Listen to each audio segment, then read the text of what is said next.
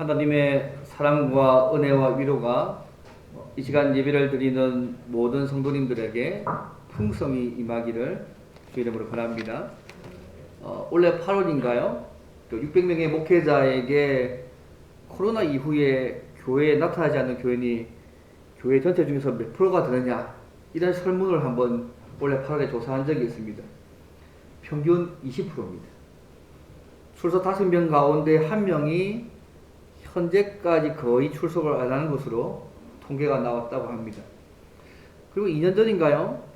가나안 성도에 대한 설문조사를 한 적이 있었는데 전체 교인 가운데 가나안 성도의 비율이 23%입니다. 그 중에 19세 정도에 대한 젊은 아이들의 거래가 25%라는 통계를 들었습니다. 뭐 여러 가지 이유들이 많이 있는데요. 물론 개인적인 이유도 있고 많은 이유가 있지만 어쨌든 그런 상황들입니다. 최근에 원래 5월달인가요? 한국갤럽에서 전국의 만 19세 이상 1,500명을 대상으로 종교에 대한 설문조사를 했습니다. 근데 한국인의 탈종교화 비율이 61%입니다. 특히 2030의 청년층의 탈종교화 현상이 매우 심각하다. 다시 기독교의 문제가 아니고 아예 종교를 가지지 않는 2030이 70%, 20대는 종교 있다 22%, 그러니까 탈종교가 78%인 거잖아요. 30대는 30%, 70%가 탈종교화 현상을 가진 조사를 본 적이 있습니다. 왜 이런 말씀을 제가 드리고 있느냐 하면 교회 안팎으로 점점 신앙과는 멀어져 가는 시대에 우리가 살고 있습니다. 탈교회화 되고 있고 탈종교화 되고 있는 시대에 살고 있는데, 이런 시대에 하나님께서 성도와 교회를, 사람들이 하나님을 믿고 하나님 나라를 건설하도록 이런 시대에 우리를 두셨다는 것입니다. 근데 오늘 본문에 보시면 사람들이 하나님을 잘 믿도록 돕는 일을 하도록 하나님께서 세우신 사람들의 이야기가 나옵니다. 바로 레위 지파입니다. 여호수아 20장과 21장이 레위 지파에게 땅을 분배하는 내용인데요. 21장에서 레위 지파에게 땅을 분배하고 난 이후에 땅 분배의 이야기가 끝나고 있습니다. 사실 레위 지파에게 기업을 분배한 내용들은요, 오늘날 주님의 부르심을 받고 주님을 섬기는 자들, 소위 사역자들과 그래서 중요한 지침을 주고 있기 때문에 중요한 의미를 가집니다. 또 동시에요, 신약시대에 우리가 예수 안에서 왕같은 제사장으로 살아가는 모든 신자에게도 적용되는 말씀이기 때문에 중요합니다. 그래서 오늘 본문에 레위 지파의 임무라든지 레위 지파에게 기업을 주시는 그 내용을 통하여서 오늘 우리가 어떻게 살아가고 이것이 오늘 우리에게 어떤 의미가 있는지를 함께 좀 생각해 보기를 원합니다. 레위 지파에게 준 기업의 의미가 뭘까요? 첫 번째입니다.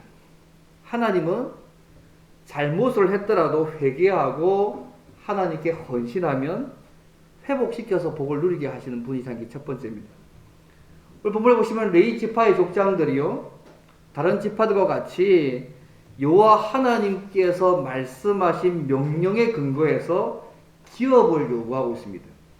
1절과 2절 말씀을 다시 한번 보시면 알겠지만요, 그때 레위 사람의 족장들이 와서 그죠? 제사장 엘레아슬과 여호수아와 이스라엘 자손의 지파 족장들에게 나와서 하는 명령이 뭐냐면, 가나안 땅 실로에서 여호와께서 모세에게 명령하사, 2절 말씀입니다. 우리가 거주할 성읍들과 우리 가축을 위해 그 목초지들을 우리에게 주라고 지금 요구하고 있는 것입니다. 오늘 말씀 보시게 되면 당시 성막이 있었던 장소가 실로인데요, 그 실로에 와서 레위 지파의 족장들이 여호수아에게 땅을 요구할 때에 여호와께서 모세를 통해서 거처할 성읍들과 가축들을 먹일 들을 주라고 하신 그 말씀에 근거해서 이렇게 말씀하셨으니까 그걸 우리가 달라고 지금 요구하는 것이 2절 말씀입니다. 그럼 여호와께서 이 말씀을 언제 하셨을까요?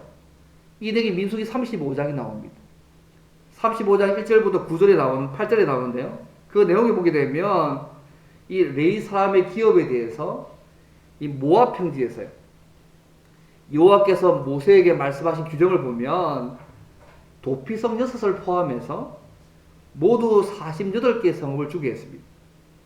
그리고 성을 중심으로 동서남북으로 2000규빗씩 약 900m 정도 거리 있는 덜을 주어서 목초지를 삼게 했습니다. 그리고 이 성읍을 줄 때도 그냥 주는 것이 아니라 다른 지파들과 똑같이요, 하나님의 주권을 믿고 제비뽑기 방식으로 결정해서 주었습니다. 근데요, 이 요구를 했을 때에 이 요구에 따라서 지파가 어떻게 합니까? 각 지파가 3절 말씀 보면 하나님의 말씀에 순종해서 자기의 기업들을 나누어 주고 있는 모습이 3절의 말씀입니다. 사실은 하나님의 말씀에 따라서 이스라엘 백성들이 레위 지파에게 준 기업은 모두 48개의 성읍이었습니다. 이거 좀 더 우리가 왜 레위 지파 주신 기업의 의미를 좀 이해하기 위해서요, 레위 지파가 어떤 지파인지 좀 생각할 필요가 있는데요. 사실 레위 지파의 기원은요, 야곱의 셋째 아들인 레위입니다. 첫째가 르우벤, 시몬 다음에 레위인데요. 이 레위가요, 그의 아버지 야곱이 하나님께 소원을 이행하지 않아서 그의 딸 디나가 세겜 추장의 아들에게 강간당한 사건이 발생합니다. 그때요, 이 레위가요 개입하는데 세겜 사람들로 하여금 할례받게 합니다. 올라가서 포교수술 같은 거죠. 그런 할례받게 하고, 할례받고 난 이후에 가장 고통스러운 날인 사흘째 되는 날에 그들을 무참히 살해합니다. 근데 이 일이 야곱 전체 가족에게 큰 위협이 되는 부분들이 창세기 34장에 나옵니다. 그러니까 이 일을 생각하고 야곱이 죽을 때 유언하기를요, 창세기 49장에 보게 되면 이런 말씀이 있습니다. 시몬과 레위는 형제요, 그들의 칼은 폭력의 도구로다. 그들의 노여움이 혹독하니 저주를 받을 것이요, 분기가 맹렬하니 저주를 받을 것이다. 내가 그들을 야곱 중에서 나누며 이스라엘 중에 흩으리라고 야곱이요, 이들에게 저주하는 내용입니다. 근데 이렇게 저주받았던 레위 지파가요, 출애굽 당시에 이스라엘 백성들이 모세가 십계명의 두 돌파를 받으러 올라갔을 때에 밑에서 우상 숭배에 빠지지 않습니까? 내려와 버린 난리가 아니잖아요. 그럴 때 모세가 여호와 편에 있는 자는 다 내게로 오라고 했을 때에 모세 앞에 나가서 하나님 앞에 헌신하게 된 지파가 레위 지파입니다. 그래서 하나님께서 이 일을 기쁘시게 여기셔서요, 과거에 저주받아서 이 지파가 복을 받게 하셨습니다. 이때 그들이 뭘 했냐면요, 이 레위 사람들이, 지파 사람들이 우상 숭배로 범죄한 이스라엘 백성들을 3,000명을 죽이는 도구로 하나님께 헌신하게 됩니다. 생각해 보세요. 하나님의 도구긴 하지만 내 형제고 내 주변에 이 함께 하나님의 백성된 사람을 죽이는 일이잖아요. 아무도 이 일을 안 할 때 이 레위 지파가 나서서 하나님의 심판의 도구가 되어서 3,000명을 죽이는 이 사건을 계기로 해서 이것이 하나님께 헌신한 사건이 되었고, 그 계기로 복을 받고요, 여호와의 전을 섬기는 복을 받게 되었음을 출애굽기 32장에서 말씀하고 있습니다. 이걸 제가 이 레위 지파를 잡아서 왜 이걸 말씀드리고 하냐면요, 이런 것을 볼 때 우리가 섬기는 하나님은 우리가 설령 잘못을 했다고 할지라도, 그것이 과거든지 현재든지 우리가 회개하고 역사의 어느 한 시점에서 하나님께 헌신한다면, 믿음을 헌신한다면 언제든지 하나님의 은혜를 받을 수 있는 위치로 회복시킬 수 있는 분이 우리 하나님이시라는 것입니다. 레위 지파를 볼 때 그런 것 같습니다. 사실 역사적으로 볼 때 이 레위 지파가요, 여러 가지 부족한 면이 참 많았습니다. 그래도 하나님께서 선택하셔서 하나님의 성전을 섬기는 특별한 은혜를 그들에게 주셨습니다. 여러분, 이 레위 지파 사람들 가운데 이름이 잘 아는 사람이 있습니다. 모세, 아론, 다 레위 지파입니다. 출애굽기 6장에 보시면요, 이들의 소위 그 가족과 후손이 쭉 일거되어 있는데요, 출애굽기 6장에 보시면 그들의 후손, 6장 16절부터 27절까지 있는데, 그 보면 그들의 후손의 가족들이 쭉 나와 있거든요. 하나님 앞에 헌신했을 때에 그와 그 자신이 복을 받는다는 것을 레위 지파를 통해서 잘 보여주십니다. 그리고 오늘 본문을 보시면요, 여호수아가 레위 지파가 받은 땅을 설명할 때에 세 가문이 나타납니다. 레위의 세 아들인데요. 그핫, 게르손, 무라리 자손입니다. 그래서 요 세 아들을 중심으로 레위 지파에 주신 기업을 설명하고 있는 내용이 보면 내용인데요. 약간 논리적 구조를 가지고 설명합니다. 우리 읽었던 4절부터 7절의 말씀은요. 레위 지파의 대표 족장인 그핫과 게르손과 무라리 자손이 받은 전체 48개의 성읍들을 전체적으로 설명한 내용들이 오늘 4절부터 7절까지 내용입니다. 원래 본문을 다 읽어야 되는데 이걸 안 읽었습니다. 그리고 8절부터 보시면요. 8절부터 26절까지는 각 지파에서 그핫 자손에게 준 기업을 묘사하고 있고요. 27절부터 33절 보시면 게르손 자손에게 주신 기업을 설명하고 있고 34절부터 34절까지는요. 무라리 자손에게 준 기업들을 설명합니다. 크게 레위의 세 아들의 관점에서 전체를 다루고 있습니다. 그리고 마지막 읽으셨던 41절과 42절은 레위 지파가 받은 기업 전체를 다시 한번 요약해서 묘사하고 있는 내용들이 오늘 본문의 내용들입니다. 이번 레위 지파가 받은 기업의 총수가요 48개인데 레위 지파의 대표 족장인 그핫과 게르손과 무라리 자손 받은 그 48개 성읍들을 4절부터 7절에 설명하는데 보시면 제사장 아론의 자손이 13성읍입니다. 그핫 자손은 10성읍이고요. 게르손 자손은 13성읍이고요. 무라리 자손들은 12성을 받았습니다. 그리고 도피성까지 합치면 전체 48개입니다. 어쨌든 이스라엘 자손이요. 하나님의 명령을 따라서 자기의 기업에서 성읍들과 목초지들을 레위 사람에게 주었다는 것입니다. 이 레위 세 아들 이 세 지파가요. 큰 지파가 특히 그아 자손 중에 제사장 아론의 자손들은요. 유다와 시몬과 베냐민의 지파의 기업에서 13성을 받았습니다. 이 8절부터 19절까지 내용들입니다. 그리고 제사장 아론 외에 남은 그아 자손들은요. 에브라임, 단, 므낫세 반 지파에서 10성을 받았습니다. 그 20절부터 26절 말씀입니다. 또 게르손 자손들은요. 이사갈, 아셀, 납달리, 바산에 있는 므낫세 반 지파에서 13성을 받았습니다. 무라리 자손들은요. 르우벤, 갓, 스불론 지파에서 12성읍을 받았습니다. 이게 34절부터 40절까지 말씀입니다. 그래서 6개의 도피성을 다 합치면요. 모두 48개 성읍하고 그 모습들을 받은 것이 여러분 41절과 42절입니다. 한 번만 이렇게 말씀드릴 겁니다. 대충 이런 것을 간단히 설명해 드렸습니다. 여러분 지난주 기억나세요? 하나님께서 도피성을 이스라엘 전역에 각 흩어 놓으셨다고 그리고 쉽게 찾아올 수 있게 하셨다는 것을 지난 시간에 말씀드렸잖아요. 그런데 도피성만 그렇게 하신 것이 아니고요. 레위 지파에게 기업을 나누어 주라고 했을 때도 이스라엘 전 지역에 흩어서 각 지파에 속한 땅 일부를 레위 지파에게 주었다는 사실을 좀 주의해 보실 필요가 있습니다. 어느 한 곳을 정해가지고 한 장소에 모여가지고 여기가 레위 지파 땅 이렇게 주시지 않으셨습니다. 이스라엘 각 지파에 흩어져서 레위 지파에게 속한 성읍을 줬다는 부분들이 굉장히 중요합니다. 왜 하나님께서 이렇게 레위 지파가 이스라엘 전에 흩어져 살게 되었을까요? 앞에 창세기 보게 되면 과거의 레위는요 시몬과 함께 범죄해가지고 야곱 때문에 분기가 맹렬하니 저주를 받을 것이다. 내가 그들을 야곱 중에 나누며 이스라엘 중에서 흩어리라는 이 저주를 받았던 사람이잖아요. 근데 지금 상황은요 하나님이 이 저주를 바꾸셔가지고 하나님을 섬기는 축복으로 바꾸셨습니다. 흩어지는 축복이 저주였는데 하나님 이것을요 흩어지는 이것 자체를 오히려 축복으로 바꾸셔서 레위 지파의 분산을 통하여서 이스라엘 모든 백성들이 거룩한 삶을 사는 통로로 사용하셔서 그를 축복의 자리에 있게 하셨다는 것입니다. 이 레위 지파의 기업을 놔둘 때 뭐들을 생각하는 이유가 그것입니다.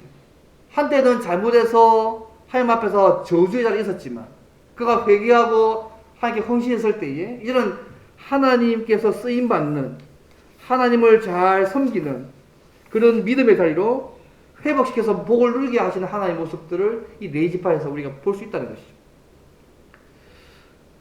과거에 우리가 어떻게 살았냐 중요하지만요 그것이 우리의 삶에 지금까지 잡지 않도록 할 필요가 있습니다.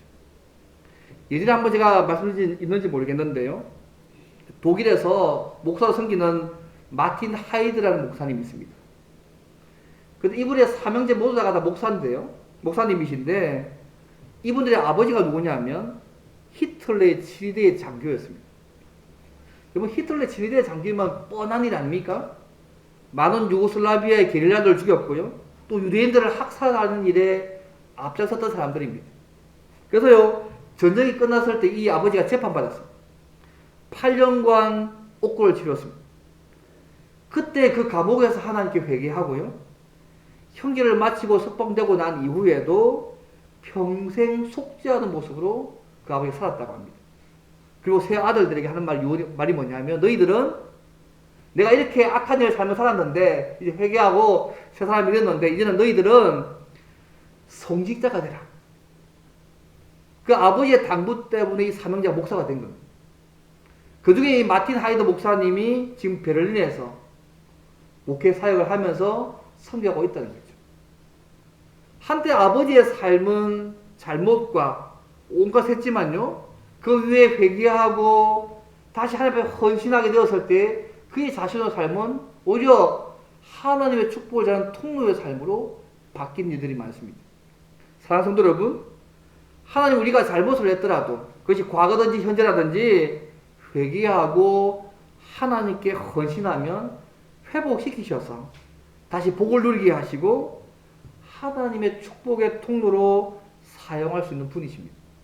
중요한 것은 우리의 삶이 과거의 죄나 잘못에 매여있는 삶이 아니라 매일매일 우리에게 주시는 하나님의 말씀에 믿음으로 순종하고 헌신하셔서 하나님의 복과 은혜를 날마다 누리고 전하는 저와 여러분의 삶이 되면 좋겠습니다. 이 첫 번째입니다. 레이지파의 삶이 이걸 첫 번째 알려줍니다. 그 다음 두 번째로요. 하나님께 다시 복을 받은 레이지파의 역할과 모습이 오늘 우리에게 주는 의미가 뭘까? 이 두 번째입니다. 교역자들과 성도는요. 사람들이 하나님을 잘 믿고 섬기도록 돕는 하나님의 은혜의 안전장치가 되어야 합니다. 교역자와 성도는요. 사람들이 하나님을 잘 믿고 섬기도록 돕는 하나님의 은혜로운 장치가 되어야 한다는 것이 두 번째입니다. 여러분 레이지파에게 기업을 주신 이유가 뭡니까? 이스라엘 백성이 언약 백성으로 거룩한 삶을 살도록 하려는 신앙적인 안전장치였습니다.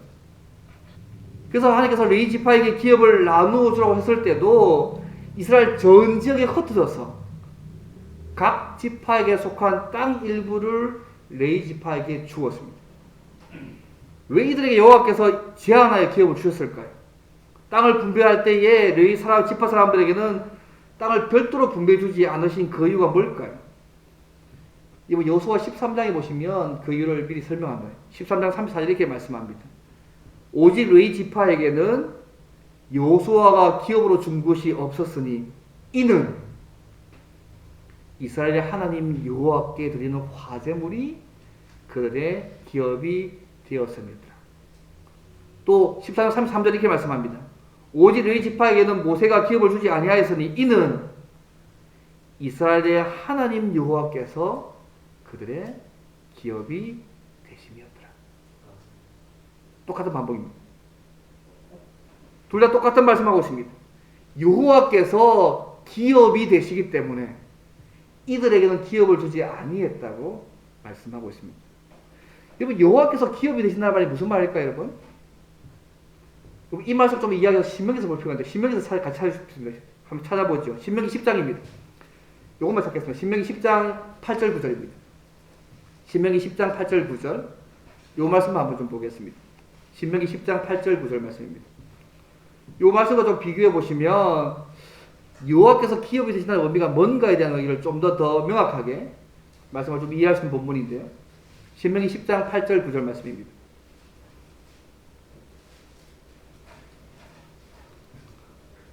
신명기 10장 8절 9절 이건 다 같이 함께 한번 읽겠습니다. 같이 읽겠습니다. 시작. 그때 여호와께서 레위 지파를 구별하여 여호와의 언약궤를 매게 하며 여호와의 앞에 서서 그를 섬기며 또 여호와의 이름으로 축복하게 하셨으니 그 일은 오늘까지 이르더니라. 그러므로 레이는 그의 형제 중에 분깃이 없으며 기업이 없고 내 하나님 여호와께서 그에게 말씀하신 같이 여호와가 그의 기업이시니라. 아멘. 여호와께서 레위 지파를 구별하여서 이렇게 말씀하신 목적이 뭐냐면 여호와의 언약궤를 매며 여호와 앞에 서서 그를 섬기며 또 여호와의 이름으로 축복하는 일을 하도록 그렇게 하신 것이라는 것입니다. 쉽게 말씀드리면 성막에서 봉사하고 다른 지파들이 하나님을 잘 섬기도록 돕는 역할을 전담하는 레위 지파에게는 하나님께서 친히 기업이 되어 주시겠다는 것입니다. 이런 이스라엘 백성들이요, 언약 백성으로서 거룩한 삶을 살게 하는 제도적 장치입니다. 설령 가나안 땅에 들어가서 우상 숭배하고 온갖 음란하고 타락한 문화 속에 있다 할지라도 이 레위 지파들을 통하여서 이스라엘 백성들이 하나님의 언약 백성으로 거룩한 삶을 살게 하는 제도 장치입니다. 레위 지파뿐이었습니까? 온 이스라엘 백성들 자체가 주기 19장에 신에서 언약을 맺잖아요. 하나님의 제사장 나라로서 거룩한 나라로 삶을 살도록 하시는 전체 하나님의 마음이기도 합니다. 그래서 도피성 제도가요, 사회적 안전장치라면 하나님께서 레위 자손에게 각 지파에서 모두 48개 성을 주신 것은 신앙적인 안전장치입니다. 그래서 이 제도를 통하여서 레위인들로 하여금 제사를 수행하고 예배를 수행하게 하고 백성을 위해서 축복하고 가르치고 기도하는 일에 전념해서 당신의 백성들이 하나님의 은혜 가운데 살게 하는 목적으로 하나님께서 레위 지파에게 성읍들을 이스라엘 각 지파 도처에 흩으셔서 주셨다는 것들을 기억하시면 좋겠습니다. 구속사적으로요, 레위 지파에 기업을 주지 않고 여호와께서 기업이 되시다는 이 전통이요, 오늘날까지 이어져 왔습니다. 그래서 오늘날 교회를 섬겨가는 성직자들, 교육자들 같은 사람, 그죠? 성도들 말씀으로 가르치고 그들을 위해서 중보기도하며 축복하는 일들을 잘 감당해야 합니다. 이것이 성도들의 삶을 풍성하게 만들고 또 하나님의 복음을 전해서 하나님 나라를 건설해 갈 수 있도록 세우신 하나님의 은혜의 장치입니다. 저는 성경 전체를 볼 때 이것을 믿습니다. 하나님을 잘 섬기고 안 섬기고 여부가 개인과 교회와 이 나라의 흥망성쇠가 달려있다고 저는 믿습니다. 성경 전체 계속 가르치는 부분입니다. 그래서 여러분 열왕기 성경이나 이거 보시면 역대 보시면 한 나라의 흥망성쇠가 경제적 부유함이 없습니다. 여러분. 하나님과의 관계 속에서 어떻게 되어 있냐에 따라서 개인과 교회와 나라의 흥망성쇠가 달려있음을 계속해서 강조합니다. 그들이 가나안 땅에 들어갈 때 하나님께서 왜 이렇게 레위 지파를 각 지파에 흩으셔서 하시냐면 여기에 그들의 생명이 달려있고 흥망성쇠가 달려있기 때문에 다루시는 것입니다. 그래서 레위 지파에게 기업을 주신 것은 이들의 제사 직무와 백성들을 위해서 축복하고 기도하는 일에 전념하게 하기 위해서입니다. 이것은 이스라엘 백성들이 하나님께 제사를 드리면서 예배드리고 언약 백성으로서 합당한 삶을 사는 것이 이들의 행복한 미래와 직결되어 있기 때문에 그렇습니다. 또 이들을 통해서 오실 예수 그리스도, 또 예수님 안에서 이루실 하나님 나라를 이루실 통로로서 그들이 기능할 수 있도록 하기 위해서 지금 일을 하고 있는 것입니다. 이런 이유 때문에 하나님께서요, 레위 지파에게 따로 기업을 주지 않았습니다. 그래서 각 지파에게 구별해 준 그 성읍에서 살면서 이 제사의 직무를 수행하게 했다는 사실을 잊지 않으시면 좋겠습니다. 실제로 교회 역사적으로 볼 때요, 성경 보시면 알겠지만 이 레위 지파가 타락해서요, 이 제사의 직무를 잘 바르게 수행하지 못했을 때에 나라가 크게 어려워졌습니다. 백성들의 삶은 고달파졌습니다. 반대로 이들이 하나님 앞에서 제 기능을 수행했을 때에 다윗 시대와 솔로몬 시대와 거기에 히스기야 시대 등을 보시면 큰 부흥을 하나님 주셨습니다. 이들을 통해서 천하 만민이 구원을 얻는 통로로서 쓰임을 받았다는 사실들을 성경 기록의 역사 속에 볼 수 있습니다. 그래서 레위들은 특별히 한 땅에서 뭉쳐 살지 않고 이스라엘 백성이 거주한 땅 정력에 흩어져 살았습니다. 왜 하나님께서 이렇게 하셨는지를 여러분 기억하시면 좋겠습니다. 우상 숭배가 심한 이 가나안 지역에서 백성들이 하나님의 말씀에 따라서 거룩한 백성으로 살도록 돕기 위함입니다.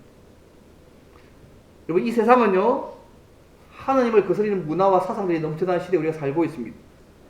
이런 세상 속에서 우리 신자 또한도 예수 안에서 하나님의 거룩한 백성으로 사람들이 살도록 돕는 역할을 해야 합니다. 구약의 이 레이지파와 같이요, 신약의 성도들도 예수 안에서 왕같은 제사장의 사명을 받아는 사실을 잊지 않으시면 좋겠습니다. 하나님께서 우리를 왜 세상 가운데 살게 하실까요, 여러분? 베드로전서 2장 9절에 이런 말씀 있잖아요. 잘 아신 말씀. 그러나 너희는 택하신 족속이요, 왕같은 제사장들이요, 거룩한 나라요, 그의 소유가 된 백성이니 이는 너희를 어두운 데서 불러내어 그의 기이한 빛에 들어가게 하신 이 아름다운 덕을 선포하게 하심이라. 예, 우리를요, 예수 안에서 왕같은 제사장이랍니다. 구약의 레위지파에 속한 거잖아요. 실은 우리가 예수 안에서 우리가 왕같은 제사장이에요, 여러분. 그냥 이 세상을 살아가고 있는 것이 아니고요, 편하게 안락하게 살기 위해 사는 것이 아니라 세상의 왕같은 제사장으로서 하나님을 증거하며 거룩한 영향력을 끼치며 살아야 할 존재들이 저와 여러분들입니다. 저는 미켈란젤로에 대한 이야기 가운데 이 얘기를 참 좋아하는데요. 미켈란젤로가 얼마나 유명합니까? 유명한 조각가고요. 그의 작품들을 보시면 야, 지금도 저렇게 할 수 있는 사람이 있을까 싶을 정도로 만만치 않잖아요. 그런데 그의 작품이 다 영감 있는 많은 작품을 남겼습니다. 그의 스승이요, 베르톨드라는 사람인데, 이 미켈란젤로가 14살 때 이미 야, 얘가 재능 있다, 저걸 딱 알아보고요, 이 미켈란젤로를 데리고 두 곳을 딱 방문합니다. 첫 번째가 무슨 술집이었습니다. 술집 앞에 딱 가니까요, 여인의 조각상이 딱 있는 거예요. 너무너무 멋지게 아름답게 만들어졌어요. 근데 이 조각상의 핵심이 뭐냐면 사람들의 정욕을 불러일으키는 죄의 도구로 만든 조각상입니다. 너무 멋지게 만드셨는데 핵심이 뭐냐면 사람들로 하여금, 그죠? 죄의 정욕을 일으키기 위해 만든 아름다운 조각상입니다. 이 첫 번째 술집이었어요. 두 번째 들어간 곳이 뭐냐면 교회였습니다. 교회 앞에도 여인의 조각상이 있었습니다. 근데 그 조각상이요, 멋지게 만들어졌지만 예배 드리러 가는 사람들의 마음을 열어주는 경건한 여인의 모습의 조각상이다. 똑같은 조각상인데 목적이 달랐어요. 두 곳을 다 보여주고 난 이후에 이 베르톨드가, 이 스승이 미켈란젤로에게 묻습니다. 기술을 연마하고 노력하는 것만이 중요한 것이 아니다. 너의 재능을 누구를 위해서, 무엇을 위해 쓰느냐가 더 중요하다. 너는 재능을 어떻게 사용하기를 원하느냐. 진지하게 스승이 물었어요. 이때 미켈란젤로가 이렇게 대답합니다. 저는 이 모든 재능을 하나님의 영광을 위해서 사용하겠습니다. 오직 주의 영광을 위해서 쓰겠습니다라고 대답했다는 유명한 일화가 있습니다. 우리가 어떤 상황과 시대에 살고 있다 할지라도, 심지어 코로나 같은 이 힘든 시대에 살고 있다 할지라도 우리의 재능과 삶은 오직 주님을 위해서 사용되어져야 할 것입니다. 사랑하는 성도 여러분, 먼저 하나님께서 세우신 교육자들이, 성도들이 세상에서 하나님을 잘 믿고 섬기도록 돕는 은혜로운 장치 역할을 잘 감당하도록 많이 기도해 주시길 바랍니다. 그리고 구약의 레위지파처럼 예수 안에 있는 우리 또한 세상에서 하나님의 은혜를 선포해야 할 왕같은 제사장의 사명을 받은 자임을 잊지 않기를 바랍니다. 그래서 구약의 레위지파들처럼 우리와 우리 교회가 삶의 현장에서, 그것이 가정이 되든 학교가 되든 일터가 되든 사람들이 하나님을 잘 섬기며 살도록 돕는 은혜로운 장치가 되기를 바랍니다.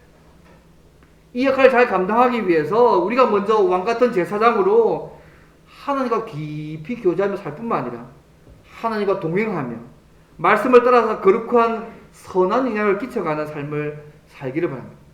그래서 많은 사람들이 주님을 믿을 뿐만 아니라 주님의 백성으로 하나님을 잘 섬겨 잘 살아갈 수 있도록 돕는 통로로서 저와 여러분들이 또 주의 몸된 교회가 아름답게 사용되기를 주의 이름으로 바랍니다. 이게 두 번째입니다. 교육자와 성도는요, 사람들이 하나님을 잘 믿고 섬기도록 만든 하나님의 은혜의 장치가 되어야 합니다. 이 두 번째입니다. 그럼 세 번째로요, 그럼 사람들이 하나님을 잘 섬기도록 돕는 하나님의 은혜로운 통로 역할을 우리가 잘 감당하면 하나님께서 우리가 어떤 복과 은혜를 주실까요? 그것이 세 번째입니다. 우리가 하나님의 일에 전적으로 헌신하면, 하나님을 잘 믿고 섬기고 돕는 역할을 잘 감당하면 하나님이 우리의 삶을 책임지십니다. 이절 본문에 여호와께서 기업이 되시는 의미입니다. 먹이시고 입히시겠다는 말씀이지 않습니까? 레위 지파는 여호와의 언약궤를 매며 여호와를 섬기고 여호와 이름으로 축복하는 일을 하기 때문에 기업이 없습니다. 성막에서 봉사하며 다른 지파들이 하나님을 잘 섬기고 돕는 그 역할을 담당하는 레위 지파에게는 하나님이 친히 기업이 되어 주십니다. 이것은 성막을 중심으로 봉사하고 여호와를 섬기고 백성을 축복하는 일을 계속 잘하면 하나님께서 모든 생계의 문제를 책임지시겠다는 것입니다. 그래서 레위 지파에게 여호와께서 기업이 되신다는 것은 여호와께서 기업이 되셔서 먹이시고 입히신다는 것입니다. 왜 레위 지파에게 하나님께서 기업이 되신 말 말씀하셨을까요? 그의 특수성 일 때문이었습니다. 여호와의 법궤를 관련해서 제사를 집행하고 여호와의 성막을 중심으로 봉사한 일을 하는 그 특수성 때문에 하나님께서 그렇게 하셨습니다. 여러분, 이 뒤에 역사를 보시면요, 이들은 성경을 중심으로 성막을 중심으로 봉사하되 성전을 관리하고 찬양하며 하나님의 말씀을 가진 일들을 감당했습니다. 사실 이 일들은요, 이스라엘 백성들이 어떤 세상 속에서도 당신의 백성으로 합당한 삶을 살 수 있도록 하기 위한 하나님의 은혜로운 장치였습니다. 앞에 말한 것처럼 구속사적으로 이 레위 지파의 기업 두지 않고 여호와께서 기업이 되시는 이 전통이 오늘날까지 이어져 왔다는 말씀을 기억하면 좋겠습니다. 그래서 오늘 현대교회를 섬겨가는 저 같은 교육자들, 또 교회를 관리하는 일꾼들에게도 이 원리를 적용하고 있음을 좀 기억하면 좋겠습니다. 여러분, 고린도 9장을 보셨습니까? 9장에 보면 보시면 복음 전하는 자들이 복음으로 말미암아 살도록 규정하고 있습니다. 그래서 그 근거가 뭐냐면요, 구약의 레위 지파가 하는 일에 근거해서 말씀합니다. 9장 한 번 더 보겠습니다. 고린도후서 9장을 보시면요, 9장 13절 14절만 보겠습니다. 한 번 더 보겠습니다. 고린도서 9장 13절 14절 말씀입니다. 14절 말씀만 보겠습니다. 예, 앞에 있으니까. 고린도서 9장 13절과 14절 말씀 보시죠.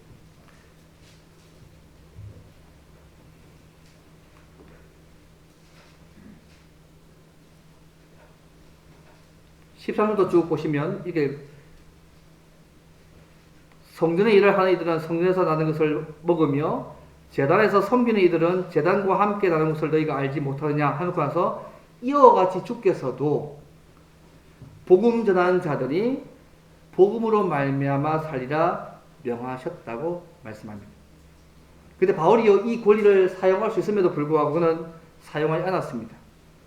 그러나 다른 사역자들에게는 이 원리로 섬겨야 될 것들을 말씀하셨습니다. 그 근거가요, 레위 지파에게 기업을 따로 분배하지 않고 하나님이 기업이 되시는 원리들을 제시하고 있음을 좀 보실 필요가 있습니다. 어쨌든 이것이 오늘날 현대교회가요, 하나님 세운 교육자들에게 또 그 사역하는 자들에게 뭐 특별한 경우는 바울처럼요, 자기 직업을 가지고 복음을 전할 수 있습니다. 자비랑 선교, 뭐 자비랑 목회, 저도 한때 그런 꿈을 꾸기도 했었는데요. 일반적으로는 교회를 섬기면서 성도들이 교회에서 하나님께 바친 것을 가지고서 그것이 하나님이 주시는 것으로 생활하게 하는 것들이 일반적인 원리입니다. 그래서 교회를 섬기는 성직자들은요, 오늘 성도들 말씀을 잘 가르치고 그래서 중보기도하고 축복하고 하나님을 잘 믿고 잘 섬기도록 이 돕는 일을 온 힘을 다해서 잘 감당해야 합니다. 이것이 성도들의 삶을 풍성하게 만들고 하나님의 복음을 전해서 하나님 나라를 건설해 갈 수 있도록 세우신 하나님의 은혜는 장치입니다. 그래서 개인과 교회와 국가의 흥망성쇠가요, 하나님을 잘 섬기는 일에 달려있음을 잊지 않고 이 일들을 교회 안팎이 하나님을 잘 믿고 잘 섬겨가도록 돕는 일에 목숨 걸어야 합니다. 동시에 이러한 이유에서 오늘 교회는요, 성직자들이 이 일을 잘 할 수 있도록 당시 레위 지파를 위해서 하나님의 말씀에 따라서 그들이 받은 기업을 내어놓았듯이 오늘날도 교육자들이 목회사에게 전념해서 성도들에서 기도하며 복음을 전파해서 당신의 나라를 건설해 갈 수 있도록 모든 성도들이 하나님을 잘 믿고 섬기서 돕는 일을 잘 감당할 수 있도록 도울 필요가 있습니다. 그리고 신약시대에 와서 우리가요, 예수 안에서 우리 모두 다가 세상에서 왕같은 제사장으로 하나님의 아름다운 덕을 선전하며 살도록 부름을 받았음을 동시에 기억해야 합니다. 그래서 우리 성도의 삶 속에서요, 하나님을 섬기는 일보다 더 중요한 일은 없습니다. 무엇을 먹을까 입을까를 염려하지 말고 하나님 나라와 의를 먼저 구할 때에 하나님이 우리의 필요를 채우시고 평강을 누리게 하심들을 우리의 삶 가운데 경험케 하실 것들을 말씀합니다. 너희는 먼저 그의 나라와 그의 의를 구하라. 그리하면 이 모든 것을 너에게 더하시리라고 말씀합니다. 이것이 신자가 이 땅에서 하나님이 기업이 되는 은혜를 누리며 살아가는 방법입니다.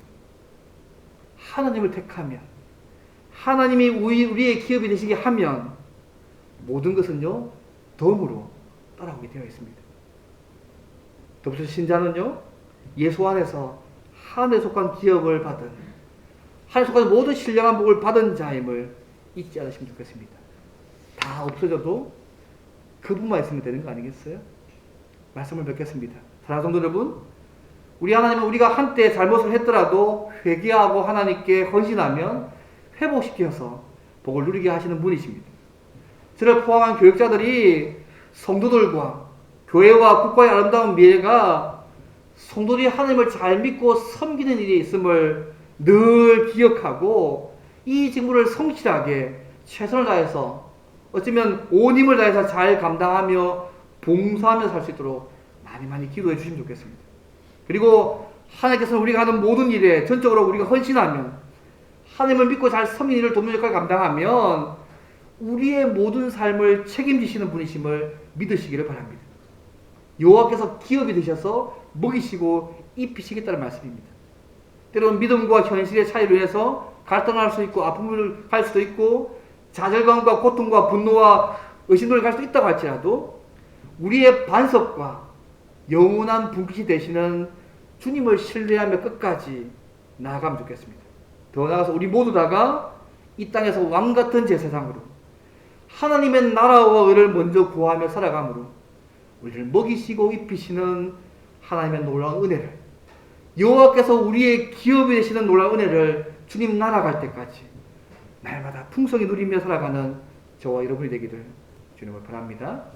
오늘 말씀을 생각 함께 기도하면 좋겠습니다. 하나님, 우리를 왕같은 제사장 삼으신 걸 감사합니다. 이 땅에서 온 세상 사람들이 하나님을 잘 믿고 섬기는 그 통로의 은혜의 장치가 되게